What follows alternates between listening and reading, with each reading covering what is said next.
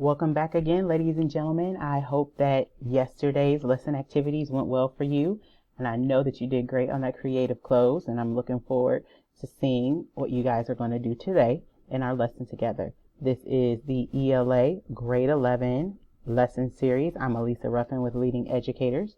We are week 4, lesson 17. So far, you have been busy. You completed a close read of the text yesterday, did some annotations. You identified the theme and you created either an image or a meme. And today, we're going to move on to analyze the text by responding to some questions and engaging in some reflection related to particular topics that we'll discuss a little bit later. But first, let's make sure that we are remembering that when we complete these lesson activities, that we're sharing with a family member, friend, or caregiver. You're completing the weekly fluency activity using a page from the text and doing some additional reading for at least 20 minutes of a text from your choice. We've reached that time in the lesson again that I really hope that you are anticipating and get excited about. It's our riddle of the day. It is time to warm up, time to get those brains going. Are you ready? Are the people around you ready? Okay, here we go. We're going to move away from the calendar theme riddles a little bit, take a sidestep, and we're going to focus on some food, people. I think you'll enjoy this one. Which is the correct to say? The yolk of the egg are white, or the yolk of the egg is white? Which is the correct to say? The yolk of the egg are white, or the yolk of the egg is white? Take a moment. Talk about it. Examine the text closely. Here comes the spoiler. The answer is neither. The yolk of an egg is actually yellow. So this is another one of those circumstances where things aren't always the way they appear. We get so caught up in trying to see what's grammatically correct that we miss the fact in front of us that we're talking about a yolk here, not the outside of the egg. So another really good literary lesson to learn of just digging a little bit deeper beyond what's on the surface and often looking at those details that will point us in the right direction. Now that we're ready to go, let's make sure that we have all of our materials in front of us. You need a copy of the text, Everything Stuck to Him. You need the learning packet. You need the week 4 lesson 17 note catcher, pen or pencil, and as always, a device is optional if you'd like to access the text digitally. A reminder of our essential question for the unit: what do stories reveal about the human condition? We've tackled that already for this text. And our guiding question for this specific story: what impact can age have on a relationship? By now, that should have come into view as you've examined characters. We're going to do even more analysis and evaluation today. Our learning targets for today are: I can evaluate the thoughts and feelings and actions of the characters of the story. So now we're moving on to evaluating, not just making observations. I can connect the plot and theme of the story to the essential question and the theme of the unit. That work that we've done so far in identifying the theme and you wrapping that up visually yesterday is really going to be a firm foundation for your analysis today. Tie those threads together. As always, we're going to do our read, think, talk, write routine and then close with an activity to solidify that learning. You're going to skim through the text again, another form of reading, to help you analyze in response to some questions. In the think section, the questions that you're actually going to reflect on and respond to are there. What does the daughter's request suggest about her relationship with her father? And why might the boy have been so eager to go hunting with Carl? In your talk section today, I want you to share, if you haven't done so already, what you wrote in lesson 1, that summary, if you haven't done so already. If you have, it'd be worth sharing it again because that summary is going to help your family member, friend, or caregiver continue to engage in discussion with you throughout the remaining lessons. In your write section, you're going to make sure that you are identifying evidence from the text to support your responses in the think section. So keep that in mind as you're generating your responses, that you should be able to go to specific parts of the text to pull out those pieces that support your response. And then in closing, you're going to think through the impact What impact does the fact that the characters don't have names have on the reader? And once you come up with a response to that, always finding your evidence in the text to support it. You've already been thinking about that from lesson 16, so you already have a running head start for today. Before we jump into our quick model of analysis and I model some thinking for you related to how you should respond to these questions, I want to make sure that we take a look at our close read from yesterday, those annotations, so you can see the connection between yesterday's lesson and today's lesson and how that sets you up accordingly.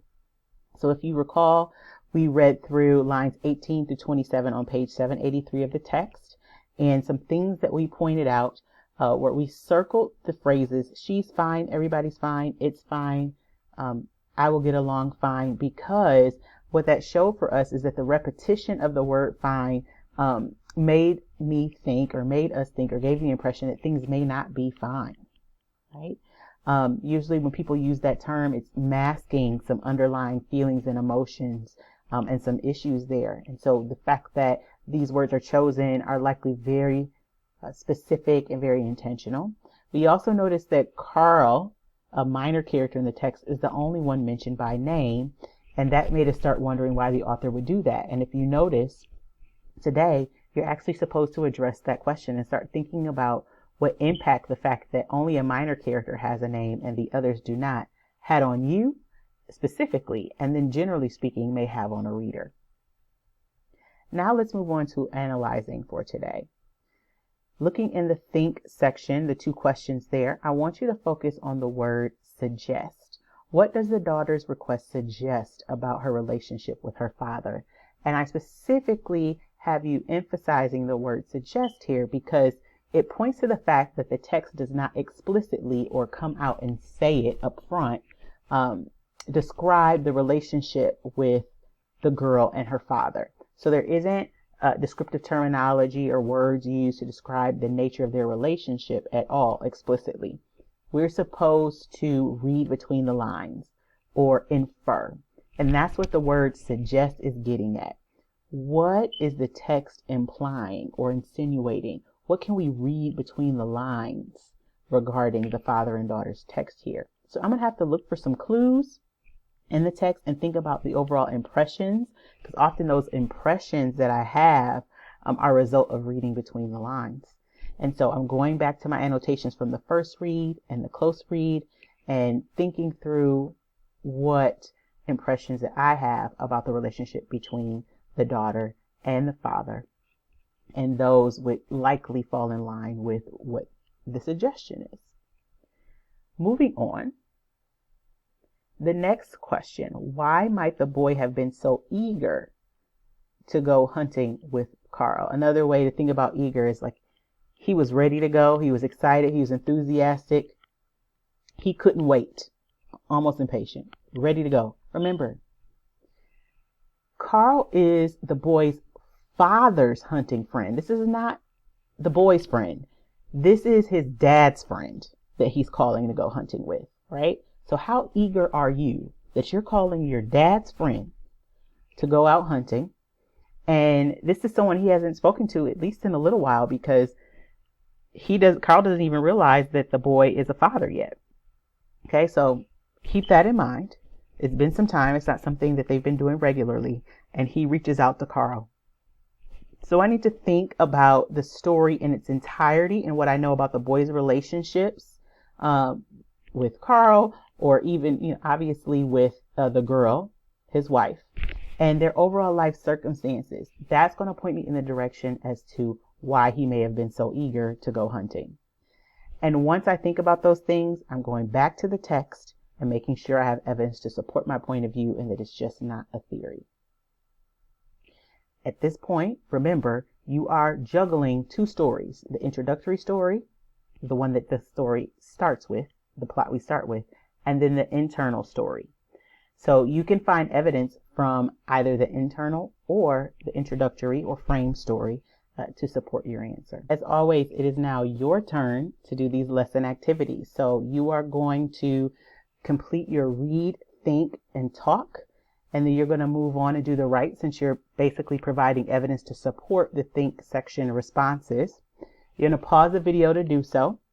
And then when you come back, I will walk you through the closing activity and make sure that you're on the right track. So go ahead and pause the video right here. All right, ladies and gentlemen, welcome back. Hopefully you were able to complete those activities successfully, and that they were able to give you some insight and understanding of the text, and even starting to form a greater appreciation for the plot and some of the decision making that the author made here. Closing activity. This is the big question. What impact does the fact that the characters do not have names have on the reader? We've already wondered about that, pondered about that. Now it's time to put it into words. What impact does the fact that the characters do not have names, aside from Carl, the minor character, the fact that the characters are referred to as she, him, boy, girl, husband, wife. What does that do for you as a reader? What impression does it leave you with? And what impression do you think it has on other readers as well? Make sure you provide evidence from the story to support your answer as you approach it. Other things you need to consider. In light, again, of Carl having a name and everyone else not having a name, these terms being so broad and general serve a purpose. So let's try to uncover and unearth that purpose and put it into words. It's your turn to go after that closing activity. If you have any additional questions, you can pause and replay the video as often as you like. You can email your teacher for support using the information provided. And when you are done, make sure that you're sharing your learning with a family member, friend, or caregiver, completing the weekly fluency activity, and doing that additional reading of a text of your choice. And make sure you enjoy it when you do. And then, as always, I will see you back here tomorrow. And I know that you're going to do a great job.